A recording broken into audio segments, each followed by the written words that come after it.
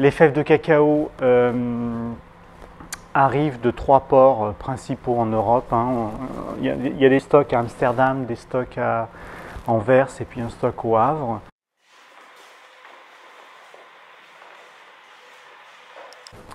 Donc la première étape, c'est la torréfaction. On va mettre 40 kg de fèves dans la trémie du torréfacteur.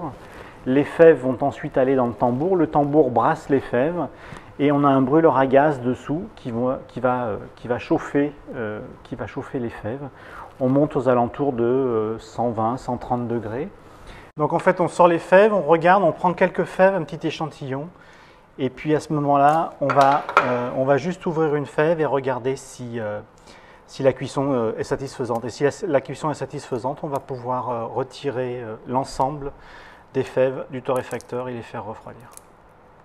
Les éclats de fèves qui vont passer sur une des rangées de tamis et le gruet qui va tomber dans chaque petite rigole comme ça.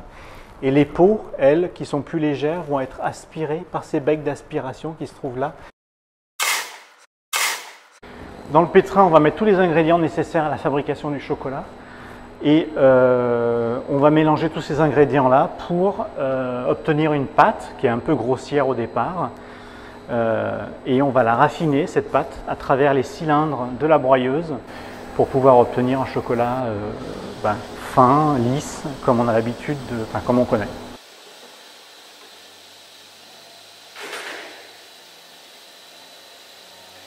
Là, ce qu'on cherche à obtenir, c'est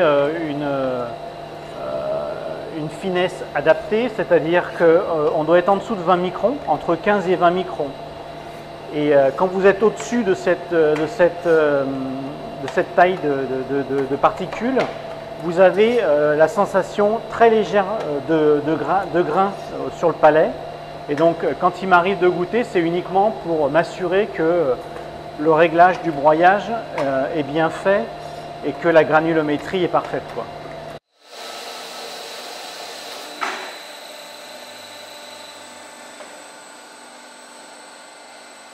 Il faut compter une heure pour 100 kg à peu près, c'est-à-dire que si dans la journée je fais 600 kg, ça va me prendre plutôt 6 heures de broyage, et voilà, plus ou moins que ça. Parce qu'en fait, il y a deux broyages. Il y a un premier broyage qui va nous amener aux alentours de 100 microns, entre 80 et 100 microns, et le deuxième broyage que je viens de faire là, qui va lui descendre à 20 microns, entre 15 et 20 microns.